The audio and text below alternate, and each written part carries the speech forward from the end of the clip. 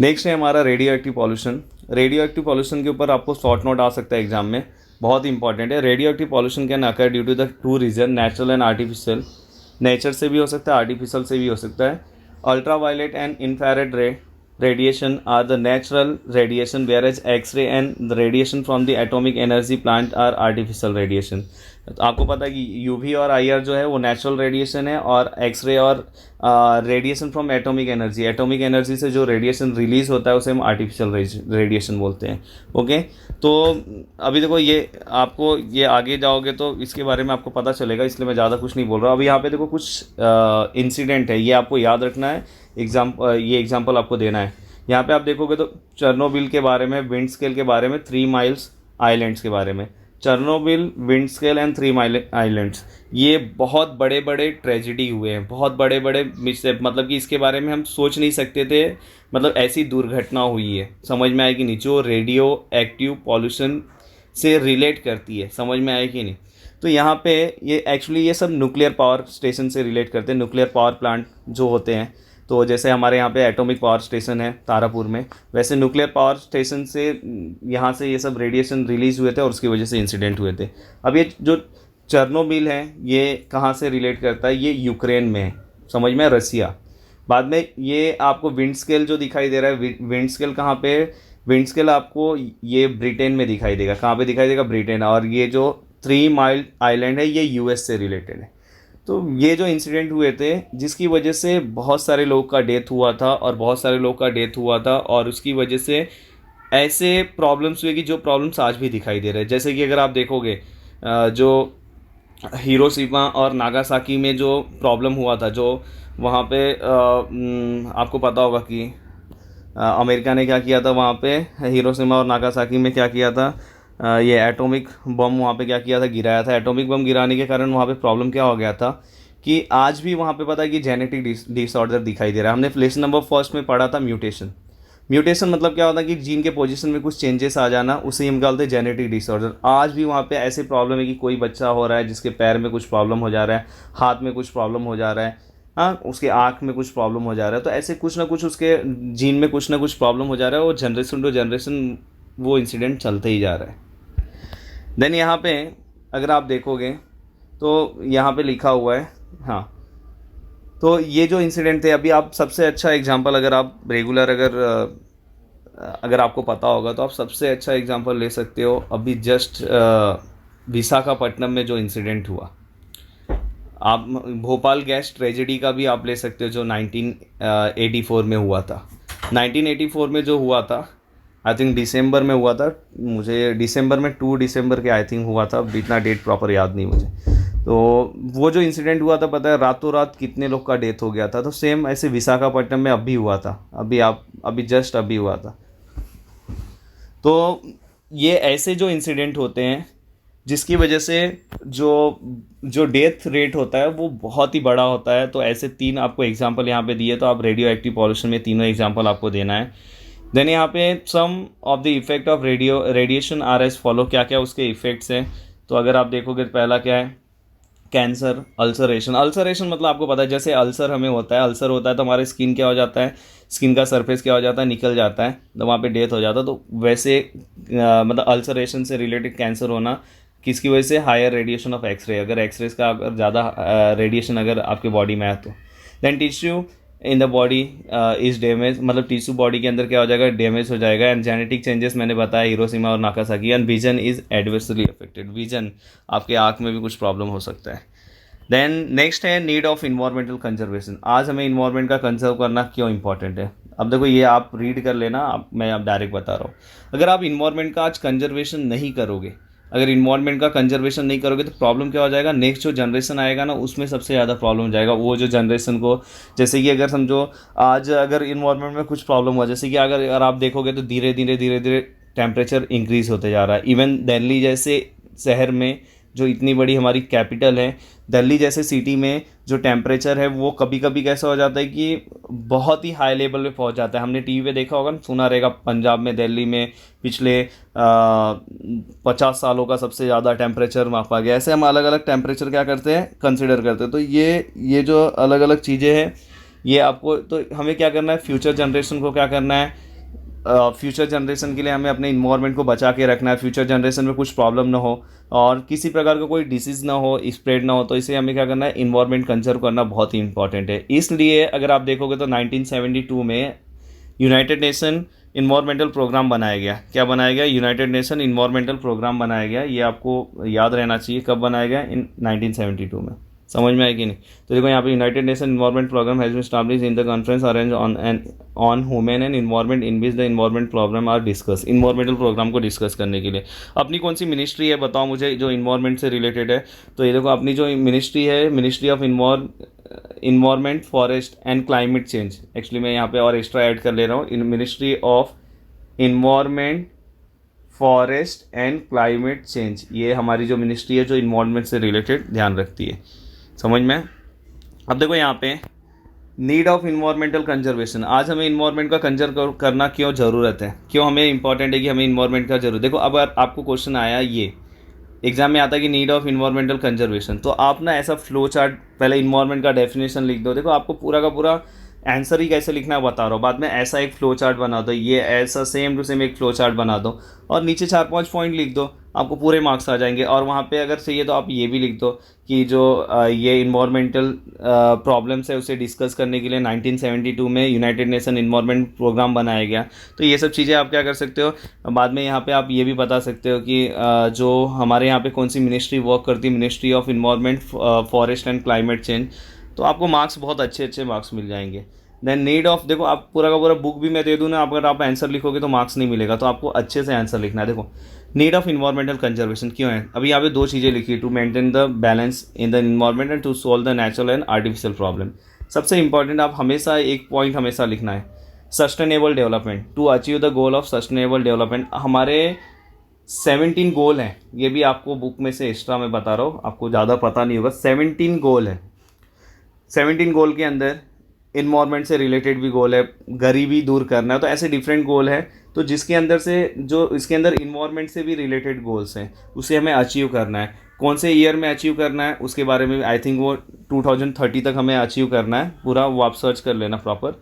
तो 2030 तक ये सस्टेनेबल जो हमारे एचडी हम जिसे बोलते हैं सस्टेनेबल डेवलपमेंट जो होता है, सस्टेनेबल डेवलपमेंट ऐसा डेवलपमेंट करो जो इन्वायरमेंट को हार्मफुल ना करे और आपका डेवलपमेंट हो, मतलब ऐसी इंडस्ट्रीज़ का डेवलपमेंट करो जिससे आपका इन्वायरमेंट क्या नहीं होना चाहिए, नुकसान नहीं पहुंचना चाहिए इन्वायरमेंट को, और डेवलपमेंट होना चाहिए।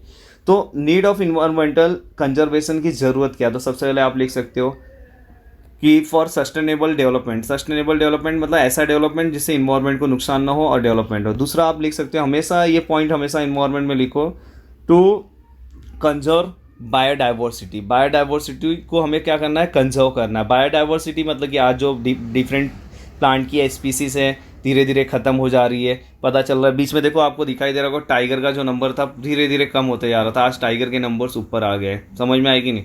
मुझे आप कमेंट्स करके बताओ कि टाइगर में सबसे ज़्यादा टाइगर का जो पॉपुलेशन है वर्ल्ड में कौन से कंट्री का है। और सेकेंड एक और मुझे आंसर बताओ कि टाइगर जो सेंसस होता है वो कितने ईयर्स पे होता है। देखो यहाँ पे मैं आपको बहुत सारी चीज़ें बताऊंगा, जैसे हमारा सेंसस होता है ना, जैसे हमारा सेंसस 2011 में हुआ, अब 2021 में होने वाला है, 10-10 साल पे होता है।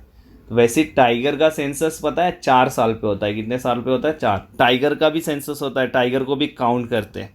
समझ में? तो मुझे बताओ कि टाइगर सेंसस में टॉप स्टेट कौन सा है। बहुत ही नॉलेज, मैं तो आपका बहुत टाइम चले जाएगा, नहीं तो मैं आपको बहुत सारी एक्स्ट्रा चीज़ें बता देता इसके अंदर। अब देखो यहाँ पे आपको पता चला कि टाइगर का सेंसस कितने साल पे होता है, 4 साल पे होता है। और टाइगर का जो सेंसस अभी हुआ है उसके अकॉर्डिंग सबसे ऊपर कौन है? क्या वो एमपी है, मध्य प्रदेश है, क्या वो महाराष्ट्र है, क्या वो गुजरात है? प्लीज़ आप कमेंट्स करके मुझे बताओ। तो बायोडाइवर्सिटी को हमें कंट्रोल करना है, उसके लिए ज़रूरी है। नेक्स्ट आप biodiversity to conserve the natural resources. आज हमारे नेचुरल रिसोर्सेज क्या हो रहे हैं, धीरे धीरे ख़त्म हो रहे हैं, तो वो एक point natural resources, biodiversity, sustainable development. और एक पॉइंट आप लिखो, इन्वायरमेंट को क्लीन करना क्या है। एक पॉइंट आप सोचो, सोच के लिखना, डायरेक्ट मत बताना, सोच के कमेंट्स करके जल्दी से बताना। तो गाइस अब हम आगे जा रहे हैं। अब देखो यहाँ पे इन्वायरमेंटल कंजर्वेशन और सोशल रिस्पॉन्सिबिलिटी आपको आ सकता है, ये हमारी एक रिस्पॉन्सिबिलिटी है। समझ में कि इन्वायरमेंट को कंजर्व करना ये हमारी रिस्पॉन्सिबिलिटी है। ये हमारी सोशल रिस्पॉन्सिबिलिटी है हर एक की कि हमें इन्वायरमेंट को क्या करना है, कंजर्व करना है। सबसे पहले आपको बताओ तो कि इन्वायरमेंटल डे कब है, जस्ट अभी आके गया, कमेंट्स करके बताओ, ये सब नॉलेज आपको होना चाहिए। तो बोल रहे हैं कि जो ह्यूमन बींग है और एक इन्वायरमेंट है, इसका एक अलग सा ही रिलेशन है, समझ में आएगी नहीं। और इस अर्थ के ऊपर जो सबसे डोमिनेंट है, मतलब कि जो सबसे दिमाग वाला, जो जिसके पास इंटेलिजेंट, मेमोरी, इमेजिनेशन जो सबसे ज़्यादा है, वो है ह्यूमन बींग, वो हम हैं। तो सोचो, कहीं ना कहीं हमारे पास कुछ नहीं है पर हमारे पास एक दिमाग तो है। आज हमारे पास ये देखो, कहीं ना कहीं हमारा नाम नहीं आता बुक में, पर यहाँ पे तो लिखा है ना हम कितने इंटेलिजेंट है। डोमिनेशन, डोमिनेशन मतलब कि हम डोमिनेंट हैं यहाँ पे। हम मोस्टली बहुत सारी चीज़ों को हम ही कंट्रोल करते हैं, बट यहाँ पे पता है क्या है, nature as much possible lead to increase the problem. और हम ही हैं, जो ह्यूमन बींग ही है, जो क्या कर रहा है, इस नेचर में क्या कर रहा है, प्रॉब्लम को इंक्रीज करने का भी काम कर रहा है। और we can understand that the human has crucial role to maintain the environment balance. और हम इतने काबिल हैं ना दोस्तों कि हम इन्वायरमेंट को बैलेंस भी कर सकते हैं। If the human has disturb the environment balance, then the human itself only can conserve and improve the quality of nature. अगर हम डिस्ट्रॉय कर रहे हैं तो हम हमारी रिस्पॉन्सिबिलिटी है कि हमें क्या करना चाहिए, कंजर्व भी करना चाहिए। General public is unknown that the activity are harmful to the environment and thereby the unknowing the many activity. मतलब बहुत सारे ऐसे पब्लिक से मैंने बताया ना कि उनको नॉलेज नहीं है, उन्हें हमें क्या करना है, जागरूक करना चाहिए, उन्हें हमें जाके बताना चाहिए कि भाई ऐसा प्रॉब्लम हो सकता है, ये हो सकता है। देखो, आप बहुत सारे क्लब्स हैं, वो रेगुलर क्या करते हैं, काम करते हैं, जैसे कि लायंस क्लब हो गया, रोटरी क्लब हो गया, वो इन्वायरमेंट से रिलेटेड हमेशा काम करते हैं। समझ में आए कि नहीं? अभी आप आगे जाओगे तो आपको एनजीटी आएगा। क्या आएगा? एनजीटी। समझ में आए कि नहीं? NGT, national green tribunal. Tribunal मतलब क्या होता है पता है कि ये क्या करेगा पता है, इन्वायरमेंट से रिलेटेड आप न्यूज़पेपर अगर रेगुलर पढ़ोगे ना, तो उसके अंदर बार बार आएगा कि एनजीटी ने ये बोला, एनजीटी ने वो बोला। एनजीटी, अगर कोई भी कहीं पे इन्वायरमेंट का सबसे बड़ा प्रॉब्लम आया तो एनजीटी वहाँ पे तुरंत आ जाएगा। एनजीटी मतलब नेशनल ग्रीन ट्रिब्यूनल। ये क्या करता है, ये 2010 में बना था। कब बनाया गया था? 2010 में बनाया गया था। समझ में आया? ये इसका काम है कि ये इन्वायरमेंट का कोई भी केस है उसे 6 महीने के अंदर ख़त्म करना है। तो जो बहुत सारे इन्वायरमेंट के केस आ रहे थे, सॉल्व नहीं हो पा रहे थे, इसलिए गवर्नमेंट ने एनजीटी बनाया और एनजीटी से जो हुआ, केस क्या हुआ, फटाफट सॉल्व होने लगा। अब देखो यहाँ पे कुछ लॉज, अलग अलग लॉ है। Law enacted about the environment conservation, आपको लिखने आना चाहिए, हर एक आंसर में आपको ये सब मेंशन करने आना चाहिए कि ऐसे लॉ थे, इसलिए हमें ये इन्वायरमेंट को कंजर्व। देखो यहाँ पे पहला है कि फॉरेस्ट कंजर्वेशन एक्ट 1980। यहाँ पे क्या है? Forest conservation act 1980। और दूसरा अगर आप देखोगे फॉरेस्ट कंजर्वेशन एक्ट 1980, दूसरा इन्वायरमेंट कंजर्वेशन एक्ट 1986। अब इसमें क्या पता कि अगर आप कहीं पे भी जो फॉरेस्ट एरिया है, अगर वहाँ पे आप बिना पूछे, गवर्नमेंट का बिना परमिशन लिए अगर आप कुछ भी करते हो, माइनिंग एक्टिविटी या कुछ भी करते हो, तो आपको 15 डेज़ का क्या हो सकता है, जेल हो सकता है। समझ में आएगी? तो ये मत सोचना कि चलो 15 दिन जेल में जाऊँगा, मज़ा करूँगा, तो सब आपको भरना भी पड़ेगा बाद में। नेक्स्ट है इन्वायरमेंटल कंजर्वेशन एक्ट 1986। बहुत इंपॉर्टेंट एक्ट है 1986 वाला जो एक्ट है। इसमें क्या है पता है कि अगर समझो आप इन्वायरमेंट को नुकसान पहुंचा रहे हो, कुछ रिलीज पॉल्यूटेंट क्या कर रहे हैं, इन्वायरमेंट में रिलीज कर रहे हो, मे भी हो सकता है कोई इंस्टीट्यूट हो सकता है, कोई इंडस्ट्रीज हो सकती है, तो उसे क्या हो सकता है कि 5 साल का जेल भी हो सकता है, और या तो 1 लाख रुपए का जुर्माना हो सकता है। अब देखो यहाँ पे आपको दिखाई दे रहा होगा, national green tribunal has established इन 2010, जो मैंने आपको पहले ही बताया था, implementation of environment related law. ये लॉ को क्या करता है, इम्प्लीमेंट करता है, अलग अलग लॉ को क्या करता है, इम्प्लीमेंट करता है। As the wildlife protection act, अभी देखो यहाँ पे एक चिपको मूवमेंट है, चिपको मूवमेंट 2 हुआ था, समझ में आएगी नहीं? तो यहाँ पे ये बिश्नोई समाज से रिलेटेड जो है वो उसके बारे में बोला गया है। तो चिपको मूवमेंट जो है, आप प्लीज़ इसे एक बार रीड करना, बहुत मज़ा आएगा, बहुत बहुत मज़ा आएगा। वहाँ पे लोगों ने ट्री से जाके चिपक जाते थे कि हाँ काटना है, ट्री को काटना है तो उसके पहले हमें काट दो। समझ में आएगी? बहुत ही अच्छा। प्लीज़ आप इसे क्या करो, आपका वीडियो लंबा हो जाएगा, नहीं तो इसके ऊपर भी स्टोरी बता देता नेक्स्ट टाइम। प्लीज़ आप उसे एक बार गूगल करके आप सर्च कर लो। नेक्स्ट है wild life protection act 1972। Wild life protection act, ये आपको अलग अलग क्लॉजेस याद होने चाहिए, 49A, 49B, 49C। 49A क्या है? Trading of rare animals has been completely ban. अब देखो अलग अलग स्पीसीज होती है, समझे? IUCN जो है, तो IUCN क्या, अभी आगे आपको आएगा IUCN क्या होता है। तो IUCN क्या करता है पता है कि थ्रेटन स्पीसीज होता है, रेयर स्पीसीज होता है, इंडेंजर स्पीसीज होता है। तो रेयर मतलब धीरे धीरे ख़त्म हो जाना, मतलब ऐसे कुछ स्पीसीज है जो ख़त्म हो चुके हैं, मतलब ख़त्म होने वाले। तो अगर उनका आप ट्रेडिंग करोगे तो आपको environmental protection wild life protection act 1972 का जो है, उसके अकॉर्डिंग आपको जो आपका उसका अलग अलग क्लॉजेस है, 49A के अकॉर्डिंग आपको सजा हो सकती है। समझ में आएगी? ट्रेडिंग बैन है, समझ में आएगी नहीं? अगर आप ट्रेड करते हो रेयर एनिमल्स का, तो आप तुरंत वाइल्ड लाइफ प्रोटेक्शन एक्ट 1972 के तहत आपको पकड़ लिया जाएगा। बाद में use of article prepare from skin और organ of wild animal has been ban. अगर जैसे कि आप चमड़े की कुछ चीज़ें यूज करते हो, समझ में आएगी नहीं, तो use of article prepare from skin, कुछ ऐसे आर्टिकल्स हैं, कुछ ऐसी चीज़ें जो अगर एनिमल्स के स्किन और ऑर्गन से बनाया गया तो पूरी तरह से बैन है। इसमें क्या किया जाता है, एनिमल्स को मार दिया जाता था, उनसे लोग अपने फ़ायदे के लिए क्या करते थे, एनिमल्स को मारते थे। Disclosure of the stock of artifact made from the rare wild animal is compulsory. अगर आपके पास कुछ स्टॉक्स है किसका, रेयर एनिमल से रिलेटेड, तो आपको गवर्नमेंट को बताने की ज़रूरत है, नहीं तो ये कंपलसरी आपको बताना पड़ेगा, ये यहाँ पे चीज़ें है, आपको गवर्नमेंट को उसके बारे में इन्फॉर्म करना चाहिए। तो गाइज़ यहाँ तक का पार्ट आज हम देखते हैं। बहुत ही अच्छा नॉलेज हमें यहाँ पे मिला। जो चीज़ें मैंने आपको बोला है प्लीज़ आप उसे एक बार सर्च कर लेना। तो यहाँ पे हमने पूरा का पूरा पार्ट कंप्लीट किया। अब हमारा जो नेक्स्ट लेक्चर आएगा उसके अंदर हम ये लेसन क्या करेंगे, कंप्लीट कर देंगे। ओके, तो इसके पहले मैं आपको बता देना चाहता हूँ कि जो आपको आंसर लिखना है, जैसे मैंने बोला उसके अकॉर्डिंग आपको आंसर लिखना है, थोड़ा भी इधर उधर मत करना है आंसर में। तो प्लीज़ आपको अच्छे से 1 बाय 1 फोकस करके आपको आंसर लिखना है और अच्छे से अलग अलग क्लॉजेस ये सब अच्छे से याद कर लो। और जो चीज़ें आपको इन्फॉर्म करने के लिए बोला, सर्च करने के लिए बोला था, प्लीज़ उसे सर्च करना।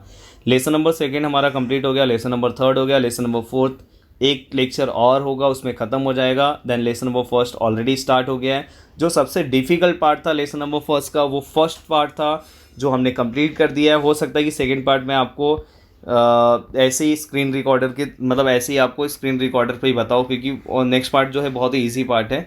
जहाँ पे कुछ डिफिकल्ट होगा वो मैं आपको बोर्ड पे लूँगा। जैसे लेसन नंबर 5 है, जैसे 2nd और 3rd बहुत हार्ड था तो मैंने उसे बोर्ड पे लिया था। इन्वायरमेंट का तो बहुत ईजी लेसन है, यहाँ पे लिया। तो वैसे मैं कुछ लेसन है जो ऐसे लूँगा, कुछ ऐसे। तो जैसे बस आपका प्यार और सपोर्ट हमेशा मेंटेन रखो। मैं अपने अकॉर्डिंग जो मुझे आपके लिए जो बेनिफिट जहाँ पे होगा उसके अकॉर्डिंग मैं लेसन लूँगा। प्लीज़ इस वीडियो को जहाँ तक हो वहाँ तक शेयर करो, लाइक करो, कमेंट्स करो। क्या चीज़ें आपने नया सीखा प्लीज़ नीचे कमेंट्स करके बताना। Okay, then thank you. घर पे रहो और स्टडी करो।